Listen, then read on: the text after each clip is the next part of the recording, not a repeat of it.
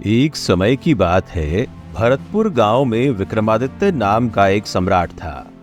उस सम्राट के पास सब कुछ था, बेशुमार दौलत, अच्छी प्रजा जो उसे बहुत मानती थी, उसके आदेशों का पालन किया करती थी और वो भी अपनी प्रजा का खूब ध्यान रखता था। उन्हें कभी किसी चीज की कोई कमी महसूस नहीं होने देता था।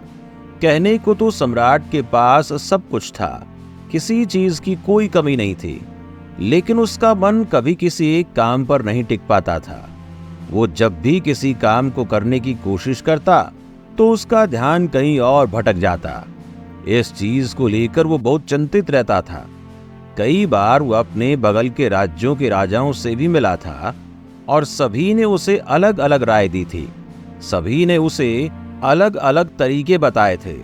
जो भी तरीके उस सम्राट ने सुने थे, उन तरीकों को अपने जीवन में उतारा, लेकिन उन उपायों से उसे कोई लाभ न मिला, जिसके कारण वो हमेशा चिंतित रहता, परेशान रहता।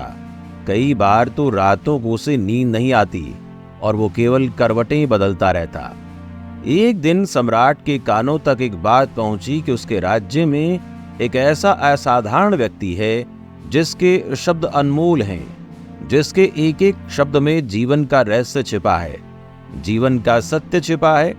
और उस व्यक्ति से मिलने के लिए लोग दूर दूर से आते हैं, क्योंकि हर व्यक्ति की समस्या का समाधान बहुत सरलता से और आसानी से करते हैं। ये बात सुनकर सम्राट बहुत प्रसन्न हुआ।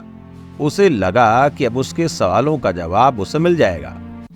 इतनी तारीफ सुनकर सम्राट ने तय किया कि वो तुरंत ही जाकर उस व्यक्ति से मिलेंगे, जिससे उन्हें ये भी पता चल जाएगा कि जो लोग उनकी इतनी तारीफ कर रहे हैं वो सच भी है या नहीं। अगले दिन सुबह सुबह सम्राट उस व्यक्ति से मिलने के लिए निकल गया। रास्ता कुछ ज्यादा ही लंबा था, इसलिए सम्राट बीच रास्ते में आराम के लिए रुक गए। वहां पर उपस्थित हर कोई उस व्यक्ति के बारे में जानता था। जब सम्राट ने उनसे उस व्यक्ति के बारे में पूछा तो वे लोग उस असाधारण व्यक्ति की खूब तारीफ कर रहे थे। तभी सम्राट ने सोचा कि लगता है ये व्यक्ति बहुत बुद्धिमान है, बहुत ज्ञानी होगा और प्रभावशाली भी होगा, अन्यथा हर कोई उसकी इतनी तारीफ नहीं करता। जरूर ही उस व्यक्ति में ऐसी कोई बात अवश्य है जिसके कारण हर कोई उन्हें जानता है और उनकी तारीफ कर रहा है। उस व्यक्ति की तारीफ सुनकर सम्राट के मन में उस व्यक्ति से मिलने की उत्सुकता और बढ़ गई। अब सम्राट जल्द से जल्द उस व्यक्ति से मिलना चाहता था, इसलिए आराम छोड़कर उसने आगे का सफर फिर से शुरू कर दिया। जैसे तैसे वो सम्राट उस व्यक्ति के आश्रम में पहुंचा। आश्रम में उसे कोई नजर नहीं आया। आश्रम के पीछे एक छोटा सा बगीचा था। जब सम्राट वहां पहुंचा तो उसने देखा कि एक माली बगीचे में काम कर रहा था। उसका पूरा शरीर मिट्टी से लथपथ था, पैरों में कोई चप्पल नहीं थी। इसको देखकर सम्राट ने माली से कहा, सुनिए महोदय, इस आश्रम के मालिक कहाँ हैं? मैं उनसे मिलने आया हूँ।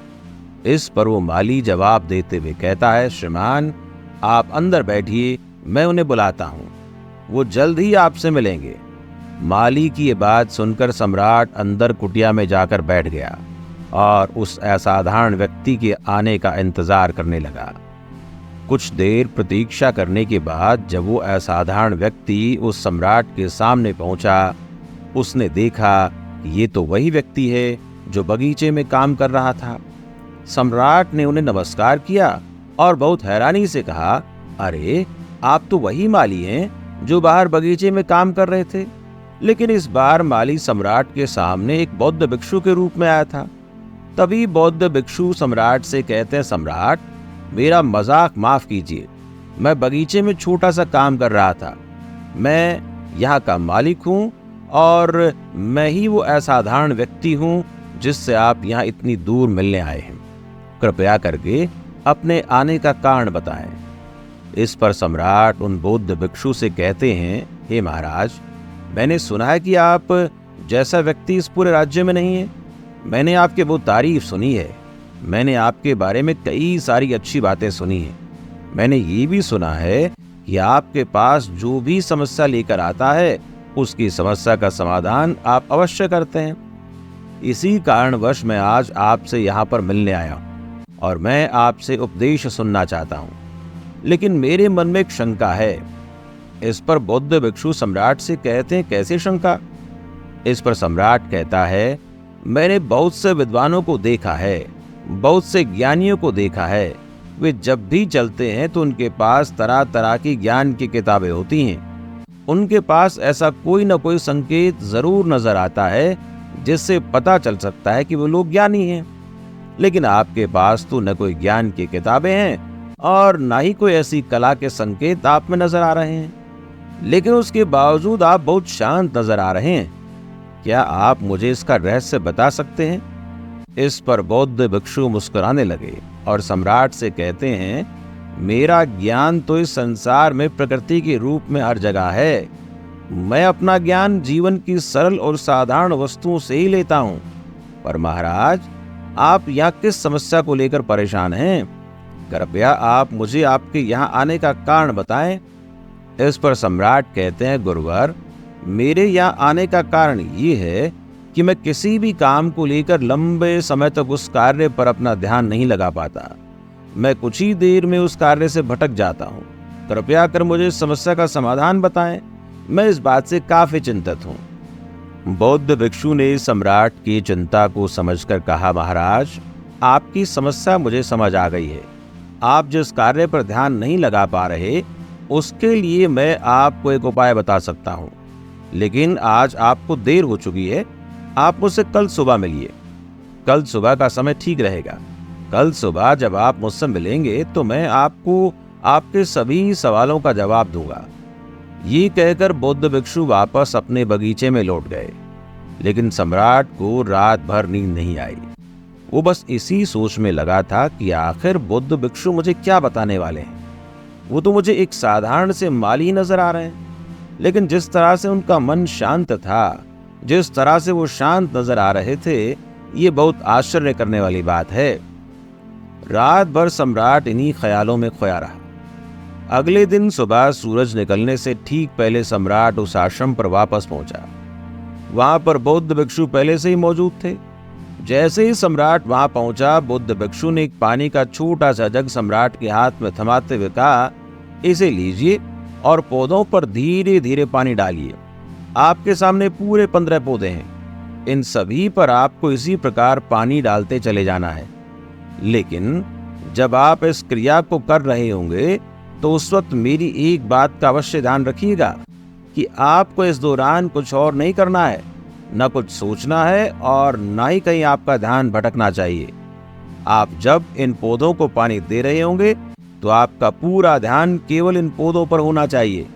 यदि इस बीच आपके मन में कोई विचार आए तो वहीं पर रुक जाइएगा और फिर दोबारा से पहले पौधे से पानी डालना शुरू कीजिएगा। और जब आप मेरी बात मानकर ठीक इसी प्रकार इन सभी 15 पौधों को पानी दे देंगे, तब आप मेरे पास आइएगा और मैं आपके सभी सवालों का जवाब आपको दे दूंगा। उस सम्राट ने आज तक ऐसा कोई काम नहीं किया था और सम्राट को यह काम बहुत छोटा सा लग रहा था। सम्राट पहली बार ऐसा कोई काम करने जा रहा था। सम्राट ने पहले पौधे पर बहुत ध्यान पूर्वक पानी दिया, फिर दूसरे पौधे की ओर आगे गया। दूसरे पौधे पर भी उसने ध्यान पूर्वक पानी दिया। फिर उसने तीसरे पौधे पर पानी देना शुरू किया ही था कि उसके मन में तरह तरह के विचार उत्पन्न होने लगे। उसे अपने महल का बगीचा याद आने लगा, जहां पर तरह तरह के फूल थे, तरह तरह के पौधे लगे हुए थे। तभी अचानक उस सम्राट को उन बौद्ध भिक्षु की बात याद आ गई। यदि मन में कोई भी विचार उत्पन्न हो तो उसे फिर से पहले पौधे से पानी देना शुरू करना होगा। सम्राट तुरंत ही पहले पौधे के पास वापस पहुंचा और उसने फिर से पहले पौधे को पानी दिया।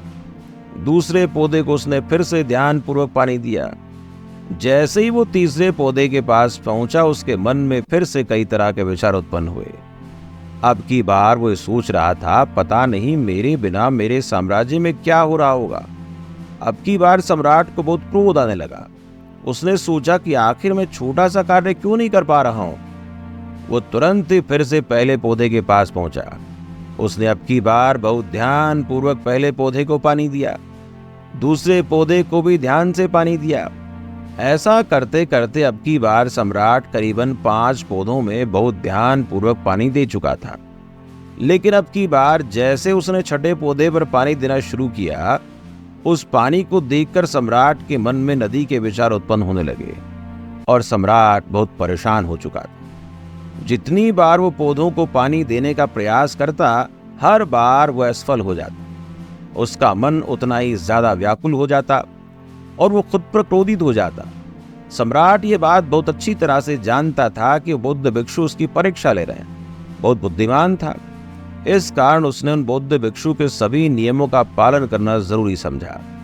सम्राट जितनी बार भी कोशिश करता है, हर बार वह असफल हो जाता। उसका मन उतना ही ज्यादा व्याकुल हो जाता, हमेशा खुद को किसी न किसी विचार में उलझा हुआ पाता। ऐसा करते करते सुबह से शाम का वक्त हो चुका था, लेकिन अब तक वो सम्राट पूरे 15 पौधों में पानी नहीं दे पाया। जब बौद्ध भिक्षु लौटकर शाम को वापस आश्रम में आए तो उन्होंने देखा कि वो सम्राट थक हार कर बैठा हुआ है और तरह तरह की बातों में उलझा हुआ है। तभी बौद्ध भिक्षु सम्राट के पास पहुंचे और कहने लगे, हे सम्राट, मैं तुम्हारी ईमानदारी से बहुत खुश हूं। तुमने अपने कार्य को पूरे मन और लगन के साथ करने का प्रयास किया, इसलिए जो बात मैं तुम्हें बताने जा रहा हूं उसे ध्यान से सुनना, समझने की कोशिश करना। जब हमारा मन विचारों से खाली हो जाता है, तब उसमें मन का असली स्वरूप नजर आता है। तब साधारण से साधारण काम भी हमें ज्ञान और शांति देते हैं। इस पर सम्राट उन बौद्ध भिक्षु से कहते हैं, हे महाराज, पर यह कैसे संभव है? मैं तो जब भी कोई कार्य करता हूं तो मेरे मन में कई तरह के विचार उत्पन्न होते हैं और मैं उन विचारों में फंस कर रह जाता हूं। वहां से बाहर निकलने का कोई रास्ता मुझे नजर नहीं आता। तभी बौद्ध भिक्षु मुस्कुराने लगे और सम्राट से कहते हैं, सम्राट, तुम पौधों में पानी नहीं डाल रहे थे, तुम तो जल्दी जल्दी अपने इस कार्य को बस खत्म करना चाहते थे। तुम्हारे मन में विचार उत्पन्न हो रहा था कि तुम जल्दी से जल्दी इन 15 पौधों में पानी दे दो और उसके बाद तुम मुझसे मिल सको, मुझसे अपने प्रश्नों का उत्तर जान सको। किसी कारणवश ये कार्य तुम्हें बोझ सा प्रतीत हो रहा था, मानो मैंने तुम्हारे कंधों पर एक बोझ रख दिया हो, और यही कारण है कि तुम अपने आप को इस पल में रोक नहीं पाए। जब हमारे सामने रखा हुआ कार्य बोझ लगता है तो हम उसे बस जैसे तैसे खत्म करना चाहते हैं, और उस काम को करते समय हम अपना पूरा ध्यान उस कार्य पर नहीं दे पाते। किंतु अगर तुम इस पल के महत्व को समझ पाते, इसको महत्व दे पाते और केवल पौधों और पानी पर ध्यान देते, तो तुम्हें कोई भी विचार परेशान नहीं कर पाता। इस पर सम्राट कहता है, महाराज, मुझे आपकी बात समझ में आ रही है कि मैं जल्दी जल्दी इस कार्य को खत्म करके आपसे मिलना चाहता था, जिस कारण मेरा मन इस कार्य में पूरी तरह से नहीं लग सका। लेकिन ये एक पल जो हम जी रहे हैं, उस पल में रहना बहुत कठिन है।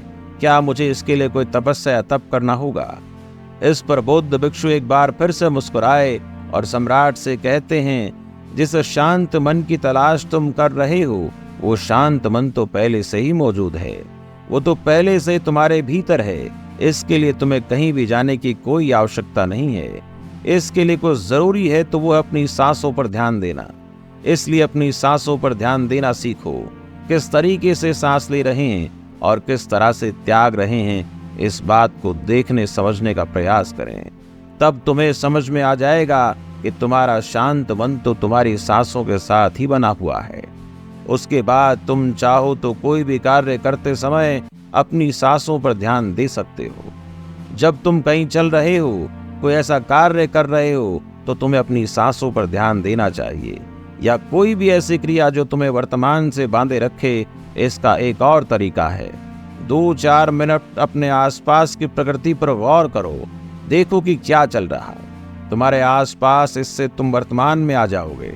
फिर तुम अपने कार्य को जल्दी जल्दी बस यूं ही खत्म नहीं करके उसे पूरे मन से करने का प्रयास करो, जिससे तुम्हारा मन एकाग्र होगा। और जब तुम्हारा मन एकाग्र होगा तो तुम चाहे कोई भी कार्य क्यों न करो, फिर चाहे छोटा या बड़ा, तुम्हारा मन उसमें पूरी तरह से विलीन हो जाएगा और वो कार्य ही तुम्हें शांति और ज्ञान भी प्रदान करेगा। ऐसे समय पर हमारे मन में किसी प्रकार के कोई विचार उत्पन्न नहीं हो पाते, और जब हम ऐसा करते हैं तो कर्ता और कर्म एक हो जाते हैं। और हमारे भीतर की जो शांति है वो प्रकट होने लगती है। हम उसमें मग्न हो जाते हैं। इसे तुम चाहे तो आनंद कह सकते हो या फिर वर्तमान में जीना कह सकते हो, और ये अवस्था सरलता से प्राप्त भी कर सकते हो। बस तुम्हें केवल अभ्यास करना होगा। बौद्ध भिक्षु सम्राट से कहते हैं, जो मन मुश्किलों में शांत रहता है, मुश्किलों से भागता नहीं है, केवल सचेत रहता है, वो मन हर परेशानी को पार कर सकता है, हर दुविधा से बाहर निकल सकता है। सम्राट को बौद्ध भिक्षु की सारी बातें समझ में आ चुकी थीं। उसने उन बौद्ध भिक्षु को प्रणाम किया और वहां से वापस अपने राजमहल लौट आए। उसने अपनी सांसों पर ध्यान केंद्रित करना शुरू किया और धीरे धीरे इस निरंतर अभ्यास के कारण वो अपने हर कार्य को ध्यान और मन लगाकर किया करता था, जिससे उसे असीम शांति मिलती थी और वो छोटे छोटे कार्यों से भी ज्ञान प्राप्त कर लेता था। इसलिए दोस्तों, कभी किसी कार्य को बोझ मानकर मत कीजिए, क्योंकि यदि आप उसे बोझ मानेंगे तो जल्दी जल्दी उसे आप अपने ऊपर से उतारने का प्रयास करेंगे, अर्थात उसे जल्दी से जल्दी खत्म करने का प्रयास करेंगे। लेकिन इस प्रयास के दौरान आप जो भी कार्य करेंगे वो पूरे मन और लगन से नहीं हो पाएगा, और ऐसे में आप उस कार्य को अंजाम देना चाहते हैं, हो सकता है कि आप उसे अंजाम भी न दे सकें, और इसी कारणवश आपके मन में तनाव भी पैदा होता रहे। हम चिंतित रहने लगते हैं, परेशान रहने लगते हैं, क्योंकि जो अंजाम हम उस कार्य को देना चाहते हैं हम उस कार्य को न दे सकें। और हम में से अधिकांश लोग यही गलती करते हैं। जब उन्हें कोई कार्य सौंपा जाता है तो वो उस कार्य को करने का प्रयास तो करते हैं, लेकिन वो चाहते हैं कि वो कार्य जल्दी खत्म हो जाए, और उस काम को करते वक्त अपने आप को वहां नहीं रख पाते, बल्कि उनका मन तो कहीं और भटकता रहता है, जिससे हमारा मन हम पर हावी होने लगता है, हमें तरह तरह के विचार दिखाता है, और हम उन विचारों में डूबते चले जाते हैं। हम उन विचारों में फंसते चले जाते हैं, और फिर वहां से हमें निकलने का कोई रास्ता नजर नहीं आता, जिससे हमारे मन में तनाव पैदा होने लगता है। हम बहुत परेशान रहने लगते हैं। हम चाहकर भी किसी कार्य को नहीं कर पाते, और जो कार्य हमें वर्तमान की ओर ले जा सकता था, उस दरवाजे को हम खुद ही बंद कर देते हैं, क्योंकि वो कार्य हमें बोझ लगने लगता है।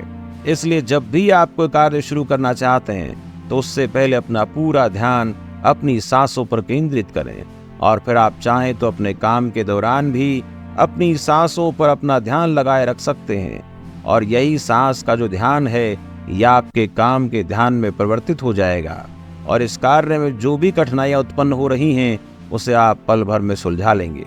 फिर चाहे कैसी भी विपरीत परिस्थिति आपके सामने क्यों ना आए, आप उस कार्य को पूरे मन और लगन के साथ पूर्ण कर पाएंगे। दोस्तों, उम्मीद है आपने आज के इस वीडियो से कुछ न कुछ जरूर सीखा होगा। वीडियो अच्छा लगा तो वीडियो को लाइक करें, शेयर करें, और आपके अपने चैनल को सब्सक्राइब करें। धन्यवाद। नमो बुद्धाय।